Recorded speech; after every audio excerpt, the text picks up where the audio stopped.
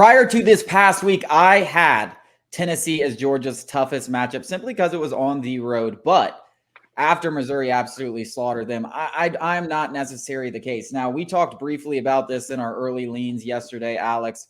This line's only at 10, though. And you got to think, Tennessee has not lost a game at Neyland in 14 games. Of course, that game was to Georgia when they absolutely trounced them 41-7 the last time they went to Neyland Stadium. Is there any way, and trust me, it's going to take some convincing, but is there any way they can even make this a game, let alone, or cover the spread? Let's say, is there any way they can keep this within 10 points, which I would say is a game? I don't even want to get into the conversation of them winning because I don't even see a path to where that's possible. Maybe. I don't know. Kirby's had a lot of success at Neyland Stadium. If you look, he actually plays better at Neyland than he does at Sanford against these guys. Tennessee fans just have this unbridled confidence, as we all know. They're just not very smart people.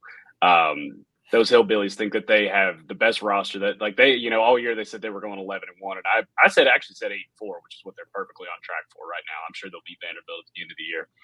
But they think that they are just something that they aren't, which is, they lost their starting tackle was a top 10 pick. They lost Hendon Hooker. They lost their two best receivers. They lost two of their best defenders to the NFL draft, and they think they're Georgia. They think they're Alabama. So we'll get guys to slide right in to replace him. You got Joe Milton. The guy's been benched at two different schools.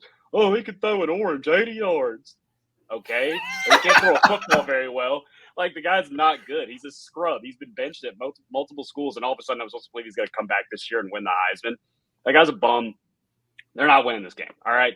As you can tell, I hate Tennessee a lot, more than any other team pretty much. So I relish in this. We're going to go in there. We're going to thump them. It's going to be ugly. 8-4, guys. I told you. Yeah, I have a hard time convincing myself. There's a but in this, by the way, so just stay tuned. There's a but down the road. I have no idea how Tennessee's going to even make this a game. I mean, we just saw Georgia absolutely trounce the best team they've played thus far, which was Ole Miss. It wasn't even close. They beat them down in all facets of the game: run, pass, special teams, offense, defense. Wherever you looked, Georgia dominated. They got up for that game. And on the other side of things, Tennessee has looked abysmal.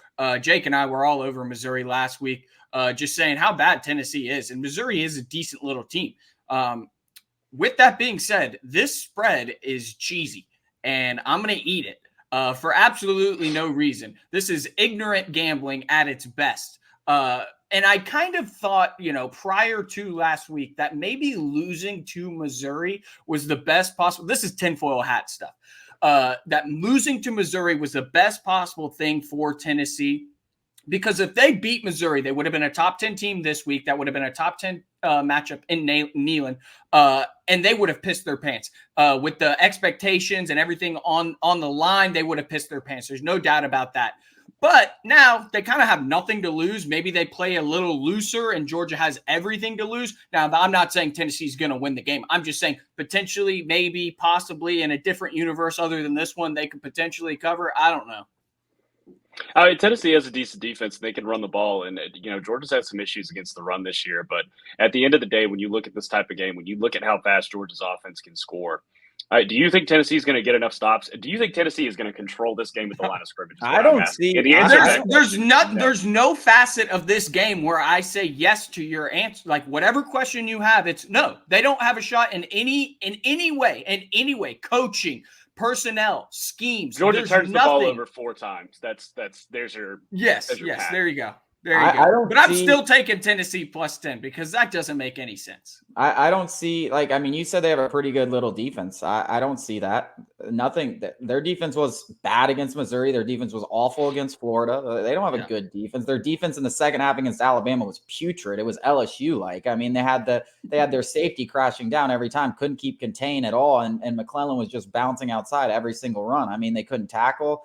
They completely choked away that opportunity to win a big game. The only half of Tennessee football where they've looked like a team that should even be in the top 25 was that first half against Alabama, and then they followed it up with a complete stinker in the second half. So, I mean, it's a 4-quarter game. I mean, you're expecting them to put 4 quarters of their best football. The only thing right here that should make Tennessee fans think that there is a 1% chance, anything above 0%, maybe a 0.1% chance that they can keep this close and potentially win it, is the fact that it's at Neyland, and it's the fact that Carson Beck in his one big road game this entire year, which is the one thing, I feel like we do this every week. We check the box. It's like, oh, can they handle a real offense in Ole Miss? Can they handle this in Missouri? Can they handle a real defense in Kentucky? Like, now we're just saying, oh, can they handle a hostile atmosphere because they struggled earlier in the season in Auburn? But this is not the same Georgia team that went into Auburn. And it's not the same in a number of ways. One, Carson Beck's way better. One, the offense under Mike Bobo looks way better. One, they're healthy with Ladd McConkey and Brock Bowers and the whole I was just about better. to say, we keep forgetting 19's back too. Yeah, so the only thing that you're telling me that should make me believe Tennessee has hope in this game is that it's a big road game. It's going to be a hostile environment. And the last time we saw them in this, which was a different team, walked into Jordan-Hare and struggled. That's the only thing. But like I said, this Georgia team every week over these last 5-6 weeks has just checked every box. Why aren't they going to check this one? Like, they're going to. That's the thing. They're going to. I mean, this line doesn't make any sense whatsoever. Like, that's the only thing to me that makes me pause.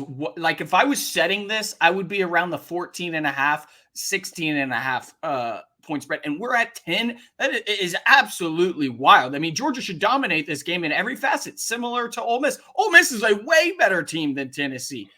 It doesn't make much sense at all. I agree with everything you guys have said. But I'm still just gonna be an ignorant bettor, and I'm gonna bet Tennessee. I don't necessarily think it's a bad call, because usually when the lines don't make sense for some reason, and it's not like Georgia's been a consistent cover machine, but yeah, we'll see. But I have no faith in Tennessee. I will be betting Georgia. Coming up after the break, we do have some controversy surrounding Arthur Smith and